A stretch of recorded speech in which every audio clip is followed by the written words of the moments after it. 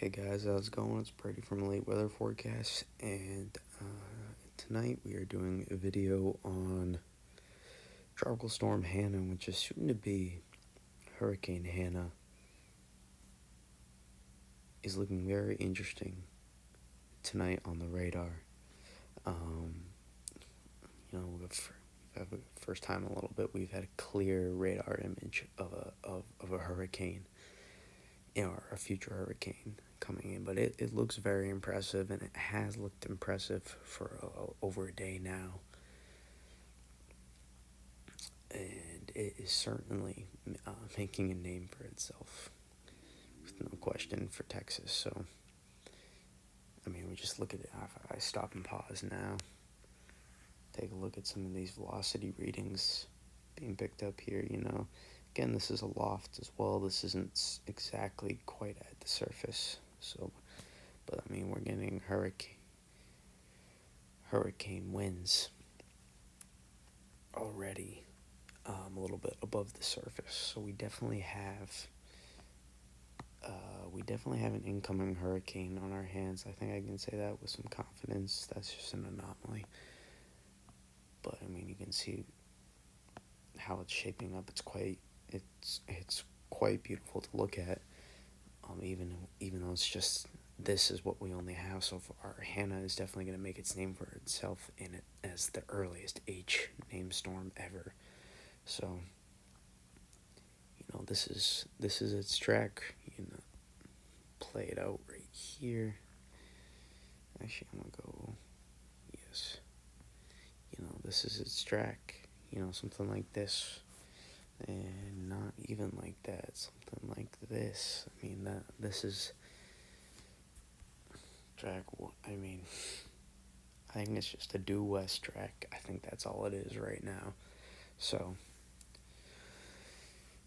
that's basically what it's looking like. And then this onshore flow, this is our storm surge concern over here. Our hurricane winds, this is the concern for hurricane winds right there. So that's what we're looking at in terms of exact impacts. Now I'll look again at this. We'll have probably some new updated velocity scans. We'll take a look at it from Weather Nerds. We'll take a look at our satellite images here, our IR satellite in cloud tops overshooting easily minus 90 degrees Celsius here, and it is strong. You can see all that excess visibility on the IR that was there kind of just fading away now, and it's becoming more tightened and more organized. Still a very large system for sure, but it's much more tightening up, and it's tightening up much more, and it's getting a lot more organization very quickly. Now, I don't know if we're going to classify this as rapid intensification at the end of the day, but it's certainly going to come pretty damn close. That's one thing. That it may not exactly meet the terms of rapid intensification, but it's going to intensify quite rapidly. So that's what we do know as of right now. And it has been so since earlier today, going from a 40-mile-an-hour tropical storm to a 65-mile-per-hour tropical storm in one day. So it is definitely strengthening quite much, and you can see there's bands and much lightning too away from the center. You can see on some of those minus 70 degrees Celsius cloud tops on the right hand side, and then as you go right towards the center, there's just lots of convection, deep convection, provided by great moisture content, lots of precipitable water, and just a very uncertain, a little bit, not the uncertainty we had with Gonzalo, that just seemed to fade straight away. Give credit to the Euro for that one too, for Gonzalo. Give a lot of credit. It predicted it beautifully, perfectly. The Euro predicted that, so I'll give that a lot of credit. And now looking at this, I mean, the Euro's spot on. GFS Not looking too good right now, is it? Those new Euro updates so far are looking pretty good for it. So we'll see what happens here exactly. But I can't put a cap on it. I put a tweet out earlier. I can't put a cap on what it's gonna do. I tried putting a cap on earlier. I was like, this ain't gonna work. There's plenty of good conditions for it to intensify. So why put a cap on it? So currently it's a 65-mile-per-hour tropical storm moving west at 8 miles per hour. So not a fast mover. Was never really a fast mover, and it's a slow moving storm, I guess you could say. And a lot of people, I bet, are getting a lot of flashbacks to Harvey. It's another H-name storm, but it's not Harvey. Okay, it's not going to be, but it's definitely going to be a very deadly hurricane. It already has taken one life in the rip currents, so this is a very dangerous situation that can easily be very, where you can ensure your safety if you did all of the precautionary things if you live in southern Texas. So if you took care of your hurricane plan, you should have very little to worry about. Um, I mean the greatest concern for me is the Corpus Christi area itself. You can see that broad wind field has been very much expanding, and it's going to continue to expand those tropical storm force winds. So very much away from the center, and the hurricane winds you'll see will be probably in a significant area too. So the storm model tracks right there, and Hurricane Tracker app here, which I highly recommend, which I forgot to mention. I would very much download this app if you haven't already. But you can see very high, and I'm sure that will change to imminent as it will become a hurricane, and it will make a closer approach to land too, especially in the morning. It will be interesting, very interesting, as I'll probably be awake for the 8 a.m. advisory, not the 5 a.m., but I will be awake for the 8 a.m. probably. Try and see that, and I'm going to try to put another video out tomorrow. I said I would last time, the next day for Faye, but it never really strengthened or anything. It didn't seem like what we thought was gonna happened. So there was a couple different things there for reasons why I didn't do it. But here, the rainfall. I'm very concerned with the rainfall for sure. Now this is not Harvey rainfall totals, not Allison rainfall totals, but heavy rainfall totals. And we all know that southern and southeast Texas does have trouble with this amount of rainfall. I'm expecting for there to be a widespread 48 inches in southern Texas, especially the Corpus Christi area itself, and then 8 to 12 inches is not out of the questions in some areas, and even up to 16 inches I'm not going to rule out. Okay, there could be some places that approach 1.5 of rainfall, all said and done.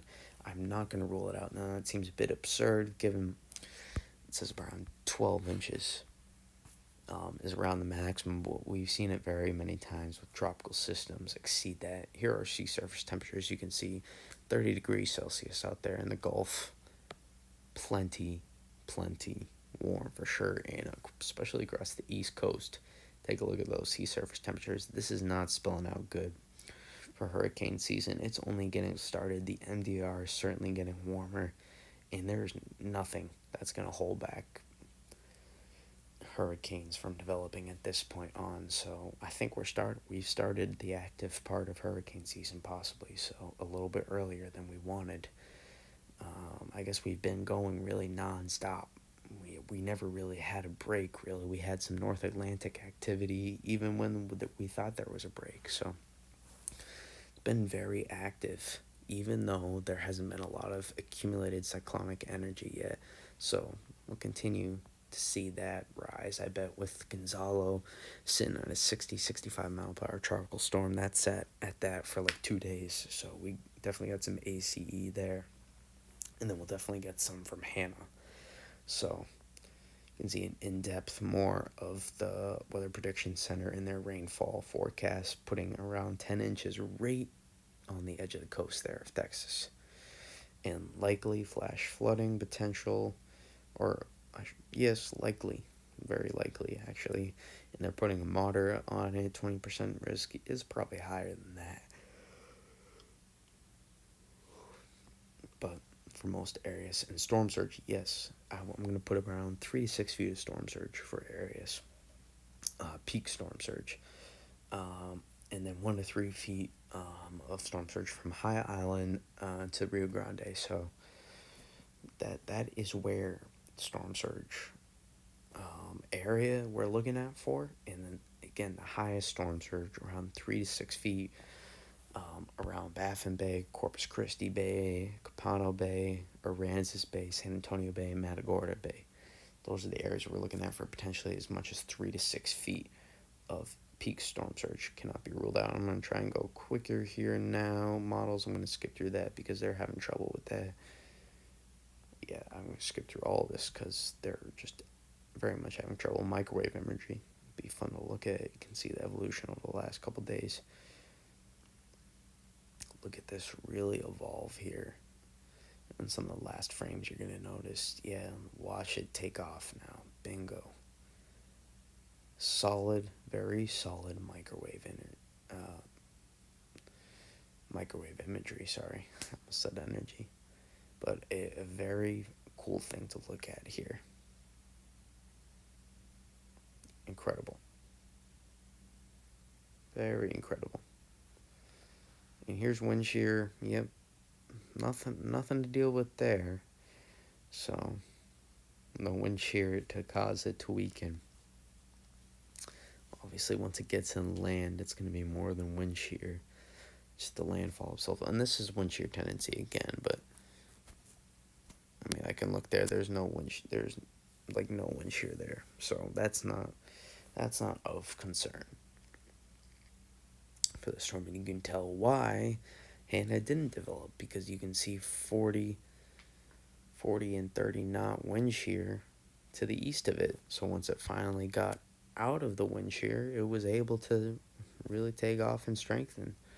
So we've seen there is a scenario where like Hurricane Michael was able to use the shear as an advantage, but I'm not going to go into that because that's very scientific, and that's going to take up valuable time that I'm trying to cut down on.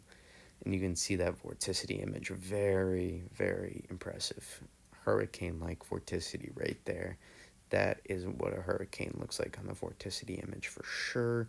And Gonzalo was once somewhat close to that, not quite. It definitely wasn't that close for sure, but definitely had some good vorticity image on in the early part of yesterday, in the latter part of 2 days ago. Saharan dust, not a concern for the storm, and the precipitable water. I mean, that is impressive to watch, especially you can see it coil up too, like a hurricane does. It's quite impressive, very impressive to look at. So I love looking at these kind of things. You can see Gonzalo too, the little spin down here as well. Very, very cool to look at on the PWATs. These are very fun to look at. And looking for any spin on that East African wave, just for a second. Want to look at that. Not a lot, maybe a little bit.